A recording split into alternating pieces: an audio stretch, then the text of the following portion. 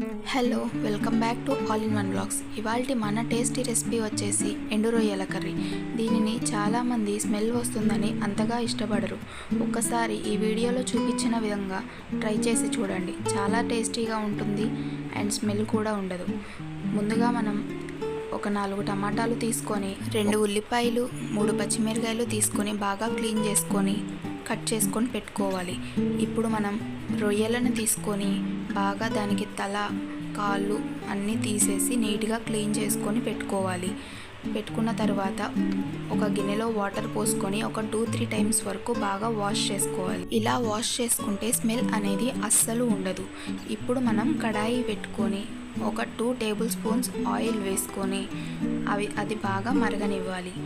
Oil మరిగిన తర్వాత తాలింపులు కొంచెం జీలకర్ర వేసి బాగా వేయించుకోవాలి. ఇలా వేగిన తర్వాత మనం ముందుగా కట్ చేసి పెట్టుకున్న ఆనియన్స్ని గ్రీన్ చిల్లీస్ని వేసి బాగా వేయించుకోవాలి.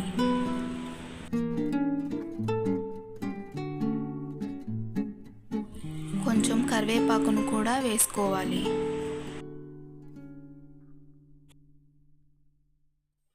ఇలా లైట్గా వేగిన తర్వాత ముందుగా మనం క్లీన్ చేసి పెట్టుకున్న ఎండు రొయ్యలను అందులో వేసి బాగా వేయించుకోవాలి. ఇలా నూనెలో వేయించుకుంటే ఎండి రొయ్య అనేది చాలా టేస్టీగా ఉంటుంది. ఇవి వేగేలోపు మసాలాని ప్రిపేర్ చేసుకుందాం. 2 స్పూన్లు ధనియాలు, కొంచెం జీలకర్ర, కొంచెం మెంతులు, చిన్నుల్లిపాయలు, అల్లం, చెక్క, లవంగ ఇవన్నీ బాగా దోరగా వేపుకోవాలి. వేపుకొని మిక్సీ జార్లో వేసి మిక్సీ పట్టుకోవాలి. చూడండి, చక్కగా వేగినాయి. ఇలా వేగిన తరువాత ముందుగా కట్ చేసి పెట్టుకున్న టమాటోస్ని అందులో వేసి బాగా కలుపుకోవాలి. కలుపుకున్న తర్వాత కొంచెం సేపు బాగా మగ్గనివ్వాలి. ఒక 5 నిమిషాల పాటు ప్లేట్ పెట్టి మగ్గనిద్దాం. టమాటాలు చూడండి నూనెలో చాలా చక్కగా మగ్గుతున్నాయి. ఇలా మగ్గిన తర్వాత మనం ఒక్కసారి కలుపుకొని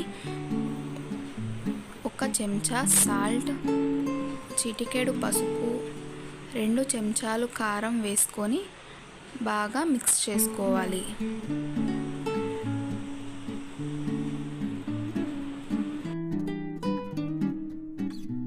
కలుపుకున్న తరువాత ఒక చిన్న గ్లాసుడు వాటర్ని యాడ్ చేసుకొని ప్లేట్ పెట్టుకొని ఒక 5 నిమిషాల పాటు హై ఫ్లేమ్లో పెట్టి మగ్గనివ్వాలి. ఇలా మగ్గిన తరువాత మనం ముందుగా ప్రిపేర్ చేసి పెట్టుకున్న మసాలాను అందులో వేసి బాగా ఉడకనివ్వాలి. ఇప్పుడు కర్రీ ఎంతవరకు వచ్చిందో ఒక్కసారి చూద్దాం. చూడండి, కర్రీ ఇప్పుడిప్పుడే దగ్గర పడుతుంది. గుజ్జు అనేది ఆల్మోస్ట్ అవిపోవటానికి వచ్చిందండి. ఇట్లాగా గుజ్జుగా అవిన తరువాత మనం కొత్తిమీరని గార్నిష్ చేసుకొని స్టవ్ ఆఫ్ చేసుకోవాలి. చూడండి, చాలా బాగుంది కదండి. చాలా టేస్టీగా కూడా ఉంది అండి. మెయిన్గా మనం కర్రీలో వేయాల్సింది అల్లం అండి. అల్లం వేస్తే స్మెల్ అయితే అస్సలు ఉండదు. ఫైనల్లీ రెడీ అయిపోయింది. బౌల్లోకి సర్వ్ చేసుకుందాం. ఇంతేనండి ఎండు రొయ్యల కర్రీ. వీడియో నచ్చితే లైక్ చేయండి, షేర్ చేయండి అండ్ సబ్స్క్రైబ్ చేసుకోండి. Bye friends.